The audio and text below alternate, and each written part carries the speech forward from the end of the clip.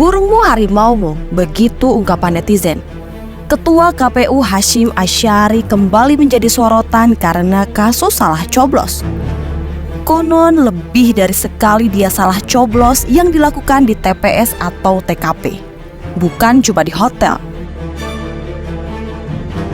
Meski skandal seks bersifat pribadi, dampaknya bisa membuat menjadi sandera politik. Sebagai ketua KPU, seolah-olah bisa melakukan coblos sana, coblos sini sesuka hati. Dulu dengan Hasna, sekarang dengan CAT. Kasus pertama terjadi 2 tahun lalu. Hasyim mengakui berduaan dengan si wanita emas itu berziarah ke pantai dan goa di Jogja pada 18 dan 19 Agustus 2022. Dewan Kehormatan Penyelenggara Pemilu atau DKPP menjatuhkan sanksi pada 3 April 2023. Namun, Hasyim Asy'ari hanya mendapat sanksi peringatan keras, tidak langsung dipecat. Hasna ini, si wanita emas, mendalilkan Hasyim Asy'ari melecehkannya dengan iming-iming meloloskan partainya sebagai peserta pemilu. Namun, Partai Republik I tidak lolos sebagai peserta pemilu 2024. Hasna ini kemudian mengungkap dugaan pelecehan seksual itu dan membuat aduan di DKPP. Meski tidak bisa membuktikan secara legal, Hasna ini mengklaim bisa mengungkap bentuk tubuh Hasyim Asy'ari. Anunya masuk, kata Hasna ini dalam jumpa pers. Hasna ini mengaku coblosannya dilakukan di banyak TPS. Pertama pada 13 Agustus 2022 pukul 22 waktu Indonesia Barat di ruangan Ketua KPU. Kedua pada 14 Agustus 2022 dini hari di kantor DPP Partai Republik I. Lalu pada 15 Agustus 2022 dini hari di ruangan Ketua KPU lagi. Menurut Hasna ini, dilanjutkan pada malam harinya di dalam mobil dalam perjalanan ke Gunung Salak. Ini juga berlanjut pada 22 Agustus 2022 di Jalan Fatmawati di mobil milik Hasyim Asy'ari, serta 27 Agustus 2022 dan 2 September 2022 di Hotel Borobudur. Dari semua tuduhan, Hasyim Asy'ari hanya mengakui berduaan ke Jogja. Namun saat itu, DKPP tidak memecatnya karena tuduhan pelecehan seksual tidak ada alat bukti dan saksi. Peringatan keras terakhir kepada Teradu Hasyim Asy'ari selaku Ketua merangkap anggota Komisi Pemilihan Umum terhitung sejak putusan ini dibacakan. Tetapi untuk skandal dengan CAT, DKPP akhirnya memecat Hasyim karena ada alat bukti dan surat pernyataan bermaterai.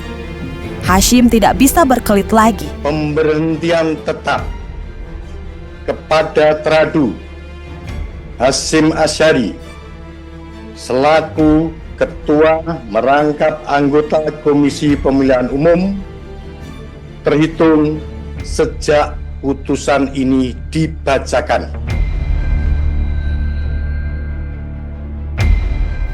Tetapi tampaknya Hasyim tidak malu. Dia malah bersyukur karena dipecat. Alhamdulillah DKPP membebaskan saya dari tugas berat, kata Hasyim. Saya mengucapkan alhamdulillah dan saya mengucapkan terima kasih kepada DKPP yang telah membebaskan saya dari tugas-tugas berat sebagai anggota KPU yang menyelenggarakan pemilu.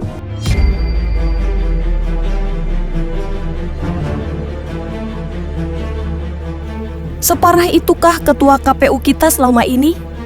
Padahal sudah dijamin oleh Menteri Agama. Ketua KPU ini banser, aman dunia akhirat. Begitu kata Menteri Agama kepada Jokowi. Tetap tidak menjamin kredibilitas dan moralitasnya sebagai manusia suci yang bisa menceramahi Presiden waktu sholat Idul Adha. Sifat kebinatangan yang selalu curiga, menyebarkan informasi yang tidak benar, fitnah, rakus, tamak dan ambisi yang tidak terkendalikan, tidak mau melihat kenyataan hidup, tidak mempan diberi nasihat, tidak mampu mendengar teguran, dan lain-lain, merupakan sifat-sifat yang tercela dalam pandangan Islam. Soal sifat kebinatangan dalam diri manusia yang katanya bisa membuat ketidakstabilan hidup dan ketidakharmonisan dengan lingkungan. Jangan-jangan itu adalah pengakuan terbuka dari Hasyim. Mungkin tindakan terbaik bagi Hasyim Asy'ari adalah segera menyingkir dari kasus yang menimpanya dan dari sorotan media. Bayangkan jika Hasyim Asy'ari berusaha membela diri dan mati-matian mempertahankan jabatannya. Pastinya bakal semakin dirujak dan dicibir sama netizen, media, dan publik pada umumnya. Kredibilitas KPU pun bisa semakin terseret-seret dan pelaksanaan pilkada serentak bisa menjadi taruhannya. Ketika Hasyim Asy'ari berdiri sendirian, ini menimbulkan kecurigaan besar. Kita bertanya-tanya bagaimana seorang ketua KPU yang selama ini begitu kokoh bisa dijatuhkan hanya oleh seorang perempuan. Nyaris tidak terdengar ada suara yang membelanya. Apakah kejatuhan ketua KPU Hasyim Asy'ari menunjukkan bandul kekuasaan yang mulai bergeser? Apakah pemecatan Hasyim Asy'ari menunjukkan surut kekuasaan yang selama ini menopang sepak terjangnya? Ini sungguh di luar nalar. Hanya kurang dari 4 bulan menjelang pelantikan presiden baru dan 5 bulan menjelang pemilihan kepala daerah serentak, Pak Hasyim Asy'ari tumbang. Keberanian dan kecanggihan tim hukum CAT bisa menghadapi tembok tebal. Apakah keberanian korban dalam memperkarakan kasusnya didukung oleh kekuasaan baru yang sedang berkembang di ranah politik? Oleh karena itu, kita tidak bisa memandang dan menceritakan peristiwa kejatuhan Hasyim Asy'ari dari kacamata hukum semata atau skandal seks belaka. Kita harus melihat drama ini juga dari kacamata politik dan kekuasaan. Bisa jadi, kejatuhan Hasyim Asy'ari sebenarnya adalah tanda-tanda pergeseran kekuasaan di negeri ini.